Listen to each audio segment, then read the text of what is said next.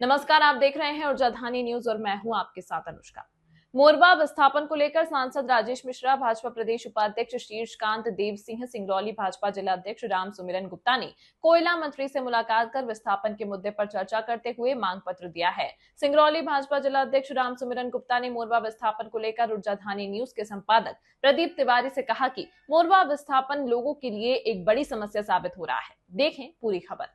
मैं प्रदीप तिवारी, आप देख रहे हैं ऊर्जाधानी न्यूज।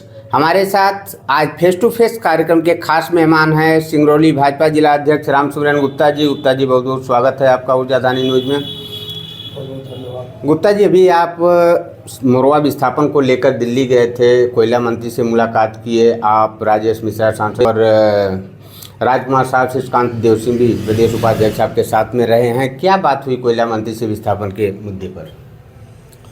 देखिए, सिंगरौली का विस्थापन बहुत ही वास्तव में कष्टदायी है। अब कहीं का विस्थापन हो, क्योंकि विस्थापन अगर होना है, भारत सरकार को कोयले की आवश्यकता है, तो सिंगरौली के लोग विस्थापन झेलने को तैयार हैं। भारत सरकार को कोयला देने के लिए तैयार है। धारा 9 लगने के बाद जिस तरह से ऊहापोह की स्थिति थी, और आपने देखा होगा कि यहाँ 2-3 मंच बन करके कोई कुछ कह रहा है, कोई कुछ कह रहा है। बहुत सारी बातें बाज़ार में फैल रही थी। पहले तो ये था कि विस्थापन हो ही ना, पर जब सबकी मंशा थी कि विस्थापन हो, तो चूँकि मैं भारतीय जनता पार्टी का जिला अध्यक्ष हूँ, मेरी सरकार मध्य प्रदेश में भी है, मेरी सरकार केंद्र में भी है, तो मैंने माननीय सांसद जी से चर्चा करी। मैं हमारे जो बड़े नेता यहाँ पर हैं, प्रदेश के उपाध्यक्ष माननीय कांतिदेव सिंह जी, चर्चा करने के बाद हम लोगों ने तय किया कि हम लोग जो यथास्थिति सिंगरौली की है, वह विस्थापन को ले करके क्या मंशा यहाँ की जनता जनार्दन की है, कहाँ जाना चाहते हैं, क्या यह विषय तय होगा, इस चीज़ से अवगत कराने के लिए हम लोगों ने समय लिया और जा कर के मुलाकात की। मुलाकात करने के बाद और यहाँ के जो जनमानस की जो आवश्यकता है, पहले कोई कह रहा था कि भलगुड़ जाएगा, कोई जाएगा करेला, खिरवा, कहाँ जाएगा, पेड़ताली जाएगा। सिंगरौली का विस्थापन और जो अभी तक विस्थापन एनसीएल ने किया है, तो उस विस्थापन में सिंगरौली के साथ और पुराने विस्थापन में ज़मीन और आसमान का अंतर है। अभी तक एनसीएल ने जो विस्थापित किया है वो जंगल किया है, पहाड़ किया है, आपने देखा होगा, गांव को लोगों को किया है। 2 एकड़ से ऊपर वाले हुए हैं विस्थापित, जहाँ पर एनसीएल ने उनको नौकरी दिया है 2 एकड़ पर। उससे ठीक विपरीत सिंगरौली का विस्थापन है। इसलिए सिंगरौली का विस्थापन बहुत ही चर्चा का विषय है, क्योंकि यहाँ पर करीब 70-75 हज़ार लोग रहते हैं, लगभग यहाँ 25 हज़ार परिवार रहते हैं, और कुछ लोग तो रजिस्ट्री है, पट्टा है, मकान है, घर है, मकान है। कुछ लोग ऐसे भी हैं कि जो दूसरे किराए में रहते हैं, पर 10 साल से, 15 साल से, 5 साल से यहीं पर है। उनका भी जीवन यापन यहाँ पे चल रहा है।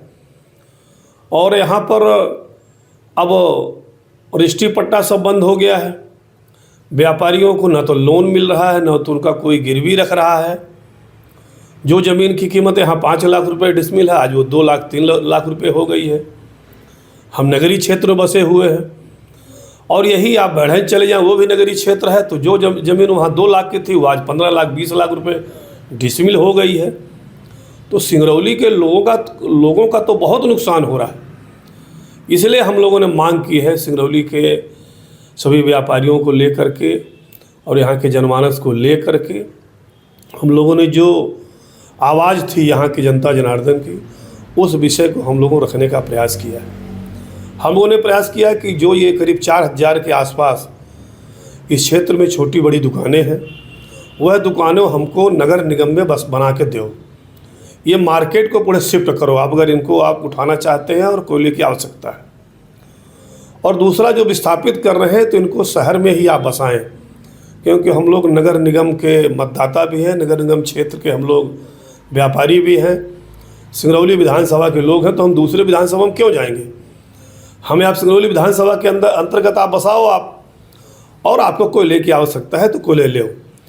और हमने 2 बात कही कि यहाँ पर कई होटल हैं, नगर निगम का ऑफिस है, थाना है, हॉस्पिटल है, लॉज है, सामुदायिक भवन है, नेशनल हाईवे रोड है, सामने बगल में सीएमडी ऑफिस बसा है। अगर सीएमडी ऑफिस को ही ले जाना है तो फिर हमारी व्यवस्था वहाँ कर दो आप। यहाँ तो सीएमडी ऑफिस और ये इतना बड़ा कोल इंडिया का ऑफिस होने की वजह से सिंगरौली का बसाहट यहाँ पर है। या तो हमको नगर निगम क्षेत्र में ले चलो, या तो फिर आप जहाँ जा रहे हो हमको वहाँ ले चलो है। और माननीय सांसद जी ने उस दिन प्रश्नकाल भी लगाया था शून्यकाल में, क्योंकि शायद उसी दिन संसद का वह सत्र भी समाप्त हुआ है। पर हम लोग कोयला मंत्री जी से पूरी एक एक बिंदु पर चर्चा की है कि हमारे यहाँ हम अगर वहाँ से हटाएंगे हमें, तो हमें वहाँ पर आप 25 लाख देंगे तो 25 लाख में हम ज़मीन नहीं ले सकते। इसलिए आप एक एक परिवार को 25 लाख रुपया दें, 12% का जो ब्याज है वो भी हम लोगों को दें। और जो विस्थापित हो रहे हैं, जिनके पास अपना घर मकान नहीं है, उनको भी आप उचित मुआवजा दें। और सिंगरौली की जो मार्केट है उसको आप नगर निगम क्षेत्र में बसाएं। आपके पास ज़मीन नहीं है तो आप 25 साल से 30 साल से आप ज़मीन ले करके फंसा के वहाँ रखे हैं कि हम वहाँ सीएमडी ऑफिस बनाएंगे, फलाना ऑफिस बनाएंगे, पर आज तक उसमें आपने कुछ नहीं बनाया। तो आप वहाँ मार्केट हमारी बसा दो। आपके पास 1500-200 एकड़ ज़मीन आपके, जहाँ हमारा मेडिकल हॉस्पिटल बन रहे हैं उसके आसपास आपकी ज़मीनें हैं, वहाँ भी आपने मुआवजा दे करके वहाँ फंसा के रखा है लोगों को। उनको कुछ मुआवजा दे दिया, कुछ नहीं दिया, अभी फंसा हुआ है। मैंने यह बात सीएमडी महोदय से भी चर्चा करी है जाने के पहले, और हमने जिलाध्यक्ष होने के नाते लेटर पैड में अपने लिख करके दिया है।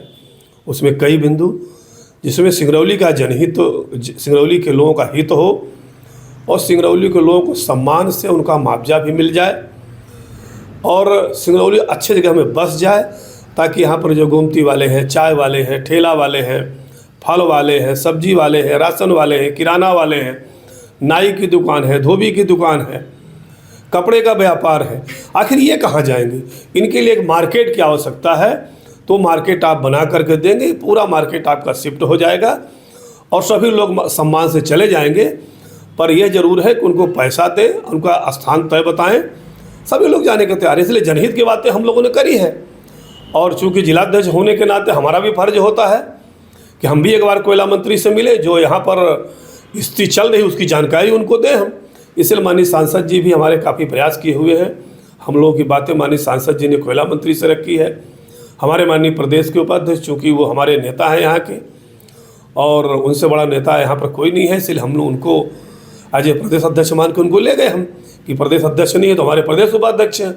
और हम लोगों ने प्रदेश के अध्यक्ष जी से भी मिला, जो हमारे विष्णुदत्त शर्मा जी हैं, पहले हम लोग उनसे मिले, वह पूरी जानकारी दी। हम अपने मांग पत्र दिया कि सिंगरौली का विस्थापन एक बहुत बड़ा विषय है भाई साहब, इसको आप संज्ञान में लेकर के कोयला मंत्री से वो भी चर्चा कर रहे हैं कि अगर कोयले की आवश्यकता है तो अपन को देने को तैयार है, क्योंकि राष्ट्रीय संपत्ति है, वो ले। पर यहाँ पर उससे भी महत्वपूर्ण यहाँ के लोग हैं जो आज 50 साल से यहाँ पर ये कोयले की धूल खा रहे हैं, यहाँ विस्थापन के दंश झेल रहे हैं। यहाँ कई बार लोग विस्थापित हुए, धीरे धीरे होते हैं। इसलिए अगर विस्थापन हो तो सभी का एक साथ हो जाए तो सिंगरौली ये जहाँ भी आप बसाएं नगर निगम क्षेत्र में, या आपको लगता है कि हम सिंगरौली नहीं जाएंगे, आपका सीएमडी ऑफिस यही रहेगा, तो जो आपने ज़मीन एक्वायर करके कई वर्षों से ले रखा है वहाँ पर हमें मार्केट बसा के दे दीजिए। तो हम लोगों ने इस तरह से सिंगरौली के हित में हम लोगों ने मांग रखी है। अब दूसरी बैठक इसके बाद होगी, क्या उसमें तय हुआ क्या नहीं हुआ, इसके बाद हम लोग विचार करेंगे आगे क्या करना चाहिए। देखिए, पुनर्विस्थापन मंच ये नापी का विरोध कर रहा था। पुनर्विस्थापन मंच का कहना था कि पहले रोड लाइन अपने रीति नीति को स्पष्ट कर दे एनसीएल, इसके बाद नापी करवाए, लेकिन एनसीएल ऐसा नहीं किया। कोई रीति नीति नहीं, कोई गाइडलाइन नहीं, लेकिन नापी चालू हो गया है। इसको किस नज़रिए से आप देखते हैं? देखिए, इसमें दो चीज़ है। आप ये देख लें कि बहुत से लोगों ने तो यहाँ सिर्फ मुआवजा के लिए मकान बनाया है, आप भी जानते हैं। वो लोग तो बहुत जल्दी में है कि हमको जल्दी से हमारा नाप ले, हमको मुआवजा दे दें। वो नाप भी लेगा तो भी मुआवजा नहीं देगा, क्योंकि अगर पूरा विस्थापन होना है तो उसकी एक लाइन लेंथ तय करना पड़ेगा उनको ना। अब जिनके मकान गिर रहे हैं, टटिया छा दिए हैं, ऐसे गिलोबा से जोड़ दिए हैं, आप देखा है कि एनएच में देख लीजिए आप, चितरंगी से और सिंगरौली तक क्या हाल है, क्या वो घर है क्या? सिर्फ मुआवजा के लेने के लिए, भारत सरकार का खजाना खाली करने के लिए या मध्य प्रदेश का खजाना खाली करने के, इस तरह से नहीं होता। और भी हर जगह नेशनल हाईवे बन रही है और जगह भी विस्थापित हो रहे हैं। मेरा ये मानना है कि जो 10-20 साल से रहा है उसको तो विस्थापन का लाभ मिलना चाहिए। पर फिर भी हम लोग ये भी चाह रहे हैं कि जो लोग मकान बना लिए, चाहे नए हो पुराने, उनको भी विस्थापन का लाभ मिले, उनको भी मुआवजा मिले। हम किसी के मुआवजा के विरोध में नहीं है, पर इतना ज़रूर चाहते हैं कि सबका कल्याण हो, वो काम करो। पहले पाओ पहले खोदना है तो चाहेगा कि हम 100 मीटर में इनको मुआवजा दे दें, हम खोद लें। पर अगर आप सब चाहते हैं कि सिंगरौली का विस्थापन ठीक ढंग से हो, तो आपको ये देखना होगा कि एनसीएल क्या कर रहा है। इन सबको एक साथ विस्थापित कर दे तो सबका लाभ हो जाए, और धीरे धीरे वो 10 साल तक पहुँचेगा। मान लीजिए लायंस क्लब तक 10 साल तक के पहले नहीं पहुँचेगा वहाँ पर कोयले में। आप देख रहे हैं कि वहाँ पर 10 नंबर वार्ड आज 13 साल से मैं देख रहा हूँ, अभी तक कई वहाँ पर घर मकान बने हुए हैं, चाहे वो बिना परमिशन के बने हों, चाहे बिना पट्टे के बने हों, पर बने तो हैं। उनको भी ब्लास्टिंग करते हैं, उनको बाहर करके करते हैं। तो ये स्थिति सिंगरौली में ना हो, इसलिए सबको एक साथ रह करके, और इसमें सबका लाभ होना है, सबको मुआवजा मिले, क्योंकि सब विस्थापित हो रहे हैं, अपना घर बार छोड़ के यहाँ आए हैं, अब फिर से यहाँ घर बार छोड़ के कहीं अन्यत्र जाने वाले हैं। इसलिए विस्थापन का लाभ एक एक व्यक्ति को मिले, चाहे वो ठेला वाला हो, चाहे गुमती वाला हो, चाहे पान वाला हो, चाहे किराए में रहने वाला हो, चाहे खुद का मकान हो, चाहे ना हो। हम लोग ऐसा चाह रहे हैं कि सबके साथ न्याय हो, और सबको, आपको जिससे किराए में रह रहे हैं, पता चला कोई किराएदार लिखी के नहीं दे रहा है कि हम देंगे तो हमको हमारा मुआवजा न कटेगा, तो उसके लिए मैं कहूँगा एक समिति बनेगी, सरकार एक समिति बनाए, बताए कि कौन यहाँ पर है कौन नहीं है, और वह प्रमाणित करके दे तो उसका मुआवजा दो। हम लोग इस विचार में भी काम कर रहे हैं। तो हम लोग सबके कल्याण के लिए विचार हो रहा है कि विस्थापन हो तो ठीक से हो, शहर का विस्थापन शहर में हो, और वहाँ पर एक मार्केट बनाई जाए, क्योंकि मार्केट नहीं बनाएंगे तो ये तितर बितर हो जाएंगे। इसलिए इतना बढ़िया दिख लिया आपका मार्केट है, आप शाम को निकलिए तो लाखों लोग आपको दिखते हैं, पूरे चारों तरफ बड़े रहते हैं। इसलिए कह देना जरूर कि विस्थापन विस्थापन, पर विस्थापन की जब तक पुनर्स्थापन की अच्छी व्यवस्था नहीं देते हैं तो मुझे लगता है ये सिंगरौली की जनता के साथ अन्याय होगा, और हम लोग अन्याय नहीं होने देंगे। सिंगरौली के लोग जैसा चाहते हैं वैसा विस्थापन के लिए हम लोग बातचीत करते रहेंगे, क्योंकि जिलाध्यक्ष होने के नाते जब तक मैं जिलाध्यक्ष हूँ तब तक जनता जनार्दन की मैं बात करूँगा कि सिंगरौली के लोगों का हित हो, सिंगरौली के लोगों का कल्याण हो। और हमारे देश के प्रधानमंत्री जी का मानना है कि सबका साथ, सबका विकास और सबका विश्वास। तो हम सब के लिए चाहते हैं कि सबको इस विस्थापन का लाभ मिले और सही जगह में सभी लोग बसें। अभी आप बोले कि मेरी सीएमडी से दिल्ली जाने से पहले बात हुई थी, आपका क्या बातें हुई? जिस तरह से एनसीएल ने कोई रीति नीति, कोई गाइडलाइन नहीं और नापी शुरू कराया, क्या इस विषय में आपका चर्चा हुई? बिल्कुल, हम लोगों की बात हुई थी। हम लोगों ने ये कहा था कि आप विस्थापन भरुहा या अन्य जगह कर रहे हैं, तो मुझे एक भी कोई ऐसी जगह बता दीजिए जहां आपने विस्थापन किया हो, वहां मैं सिंगरौली वालों को दिखा दूं कि जो विस्थापित हो, देखिए ये सिंगरौली विस्थापन इतना अच्छा ढंग से किया है, यहाँ नाली है, यहाँ स्वास्थ्य की सुविधा है, यहाँ शिक्षा की सुविधा है, यहाँ बिजली है, यहाँ खेल का मैदान है। ऐसा कोई उनके पास जगह नहीं है। तो इसके बाद वो उत्तर नहीं दे पाए। मैं तो सीएमडी साहब को स्वयं बोला हूँ, उसमें हमारे सांसद जी भी थे। तो इसलिए हमने कहा है कि विस्थापन आप करें तो सबका एक साथ कर दें, ताकि ये लोग एक जगह कहीं बस जाएं, व्यापार सबका खड़ा हो जाए। अब इनका कुछ गोल मोल जवाब था कि हमारे पास अधिकार नहीं है, मैं इतने से वायरिंग एक्ट, कोल एक्ट में यही प्रावधान है। वो अपने प्रावधान की दुहाई दे रहे थे। हमने कहा कि जो हम लोग कह रहे हैं वो आप उसका प्रस्ताव बनाकर आप गवर्नमेंट को भेजें, आप कोल इंडिया को भेजें। हम लोग सांसद जी के माध्यम से और हमारे कोयला मंत्री जी के माध्यम से क्या होगा क्या नहीं होगा, हम लोग बैठक करके माननीय प्रधानमंत्री से मिलना होगा। इस विषय को लेकर हम लोग वहाँ भी चर्चा करेंगे कि सिंगरौली का विस्थापन एक बड़ा विस्थापन है, और अगर ये कोयले की आवश्यकता है तो कोयला लेने के लिए, आपको देने के लिए हमारे सिंगरौली के नगरवासी देने को तैयार हैं। पर लेकिन विस्थापन अच्छा हो, विस्थापन अच्छा नहीं होगा तो सब तितर बितर हो जाएंगे। और इतने दिनों से वहाँ कोयला खा रहे हैं तो इसका उनको लाभ कम से कम अच्छा मिले, हम लोग इसकी चर्चा भी करेंगे और कर भी रहे हैं। जिस तरह से नापी हो रहा है, बताया जाता है कि नापी टीआईएसएस टीम द्वारा नापी किया जा रहा है, उसके पास एक लिस्ट है जो 2-4 पन्ने का है। नापी के बाद वो विस्थापितों का सिग्नेचर करवाता है। उस संबंध में आप क्या कहेंगे? कुछ लोगों का कहना है कि इस तरह से वो सिग्नेचर करवाता है मुआवजा मिलने में या मुआवजा बढ़ सके, इसमें दिक्कत होगी। इस संबंध में आप क्या कहेंगे? अब ये तो देखिए, जो लोग मुआवजा ले चुके हैं या ले रहे हैं, हमें तो कोई इतनी जल्दी मुआवजा की दिक्कत है नहीं। हमें जब आप उजाड़ेंगे तो हम मुआवजा ले लेंगे, इसलिए ले लेंगे। जब हमको आप उजाड़ोगे तो मुआवजा कैसे नहीं दोगे? उस समय हमारा नापी करो ना भाई, जिसमें आप देने को तैयार हो आप। अब आप कहें कि हमारा पूरा नाप करके तय कर ले, हमसे साइन करा ले, फिर उस समय क्या मुआवजा देगा क्या नहीं देगा, आप तो उनके प्रति आप बाउंडेड हो गए। आप लिख करके हमने साइन कर दिया है। मैंने कहा जो लोग जल्दी में हैं, फिर वही बात मैं दोहराऊँ, जो लोग जल्दी में हैं कि हमको मिल जाए, हमारे घर के बिना किसी के कहीं भी झोपड़ी बना दी है, कहीं भी घर मकान बना दिए हैं, वो लोग जल्दी में है क्योंकि मकान कई लोग गिर रहे हैं। वो लोग कुछ भी एग्रीमेंट करने को तैयार है। मेरा ये मानना है कि जब तक स्पष्ट ना कर दे कि हम आपको ये चीज़ देने वाले हैं, सबकी सहमति बन जाए, तब विस्थापन होगा तो सब संतुष्टपूर्ण ढंग से यह विस्थापन हो जाएगा। निकल मान लीजिए हमको हमारा 1 करोड़ का मकान है, आपने हमको 25 लाख दिया, आज मकान की वैल्यू 1 करोड़ है, तो कल हाई कोर्ट सुप्रीम कोर्ट वो चला जाएगा, तो आपका तो विस्थापन हो रुक जाएगा ना। इसलिए मैं चाहता हूँ कि सर्वे भवन्तु सुखना, सर्वे सन्तु निरामया, सर्वे भद्राणि पश्यन्तु, सबका लाभ हो, सब सुखी रहे और सबको सही दिशा मिले, सबको रोजगार मिले। जैसे यहाँ चल रहा था, हम वो दिशा हम लोग काम कर रहे हैं। आगे क्या होता है देखिए, मोरवा का बहुत बड़ा क्षेत्र है, कई वार्ड ऐसे हैं जिसमें सेक्शन 9 लग चुका है, लेकिन एनसीएल एक साथ शायद विस्थापन की स्थिति में नहीं है। अगर माना कि एलआईजी या लायंस क्लब, जैसा आपने कहा कि लायंस क्लब तक 10 साल में पहुँचेगा, फिर केवल मार्केट बचेगा, तो मार्केट के लोगों को किस तरह की दिक्कतें होंगी, क्या कहेंगे उस संबंध में? देखिए, दिक्कत तो होगी। मैंने पहले कहा है कि विस्थापन बहुत बड़ा दर्द है सिंगरौली के लिए। हाँ, जो लोग कई बार विस्थापित होकर के झोपड़ी लगा करके और पैसा ले लिए हैं, आपको याद हो गया 10 नंबर वार्ड जब विस्थापित हुआ था, एनसीएल के कई अधिकारी फंसे थे। अपने परिवार, अपने बिरादरों, अपने कई लोगों के नाम से उन लोगों ने मुआवजा बनवा लिया था। उसकी जांच भी हुई और उसकी विभागीय भी जांच हुई। तो ऐसे कई लोग जो मुआवजा ही माफिया रहे, मुआवजा कैसे लेना आता है, वो लोगों के लिए तो हो सकता है, परंतु आम आदमी से पूछिए जिनका कोई नहीं है, जिनका, उनके लिए क्या होगा।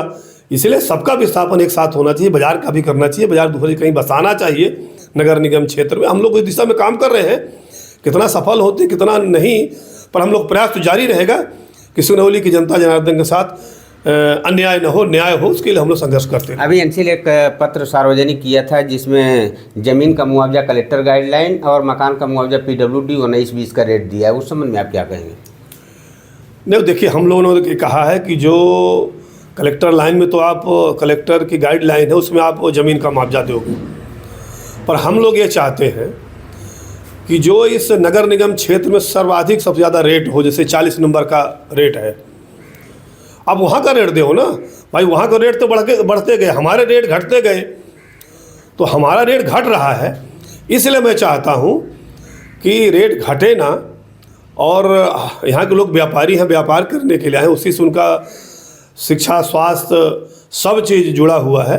इसलिए आप 40 नंबर का दो ना भाई, 40 नंबर क्यों नहीं दोगे? और जिस वार्ड में आप मुआवजा दे चुके हो, हम उसकी थोड़ी गणना करेंगे। जैसे 10 नंबर का आप कहेंगे 10 नंबर भी ये था, ये रेट आपको देंगे। जिस वार्ड को आप प्रभावित कर चुके हो, उसको आप ले चुके हो, उसको तो गिनती में नहीं आता। जो बचे हुए वार्ड हैं, सबसे ज़्यादा है, अच्छा रेट है। आप अच्छा करना चाहते हो तो आप अच्छा करो। आप 40 नंबर जो वार्ड है हमारे बढ़न का, उससे करो आप। उसके आधार पर हमको आप मूल्यांकन करके हमारे ज़मीन का और मकान का दो।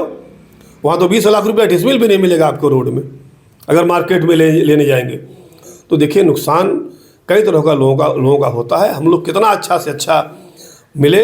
हम लोग चाहते हैं कि जो ज़मीन प्लाट नहीं लेना चाहते उनको 25 लाख रुपए दो, उससे कम क्या लेगा। अभी तो पता चला कि त्रिपक्षीय वार्ता थी कलेक्टर के यहाँ, जब कलेक्टर साहब ने कहा कि प्लाट के बदले में जो प्लाट नहीं लेना चाहता 1,37,000 मिलेगा। तो सिंगरौली विस्थापन मंच के द्वारा ताली बजाई गई थी। आरोप है पुनर्विस्थापना मंच का, इस संबंध में आप क्या कहेंगे? अब देखिए, कौन ताली बजाए कौन तबला बजाए, इससे मुझे कोई लेना देना नहीं। मेरा तो इतना मतलब है कि विस्थापन अच्छे से हो और ठीक से उनको लाभ मिले, मैं उस पक्ष में हूँ। 1 लाख तो सवाल है लेने का। अभी आप कोयला मंत्री को ज्ञापन दिए हैं, उसमें प्लाट के एवज में भी पैसा या मकान का जो PWD का रेट 19-20 का दिया, उस समय में क्या उसमें भी मैंने हम लोगों ने लिख के करके दिया है कि एक परिवार को 25 लाख रुपया, अगर 2 उसमें वैश्विक हैं तो उनको भी 25 लाख रुपया मिले, और जो मकान नहीं लेना चाह रहा, ज़मीन नहीं लेना चाह, उसको 25 लाख रुपया आप दो। और जो 12% ब्याज की बात थी, हम लोगों ने कहा कि आप 12% ब्याज दो आप। एक बात मेरी बात समझ में नहीं आई, माने आप जो मांग पत्र दिए हैं उसमें प्लाट के बदले में भी 25 लाख है और जो वयस्क है उसे भी 25 लाख है, अलग अलग क्या जिक्र किया गया उसमें? अलग अलग इसलिए जिक्र किए हैं कि हमारे परिवार में मान लीजिए हम लोग 4 लोग हैं और चारों के शादी ब्याह हो गया, वो बड़े हो गए, वो अलग रह के काम कर रहे हैं, तो आप उसको एक में क्यों गिनोगे आप? उनके नाम से भी ज़मीन है, प्लाट है, तो उन चारों को आपको देना पड़ेगा 25-50 लाख रुपया, 25-25 लाख रुपया, अगर वो प्लाट नहीं लेते हैं तो। अगर प्लाट लेते हैं, लेने के एग्री है, जहाँ नगर निगम क्षेत्र में देते हैं, तो फिर उनको पैसा क्या मिलेगा? तो प्लाट आपको दे ही रहे हैं, मकान का मिलेगा। और जिनको आप प्लाट नहीं देते हैं, वो चाहते हैं कि भाई अब यहाँ से हम चले जाएंगे, हम कहीं और जाएंगे, तो 25 लाख रुपये उनको दो आप। 25 लाख रुपया क्या, कुछ नहीं है। खबरों में फिलहाल इतना ही। बने रहें ऊर्जा धानी न्यूज के साथ।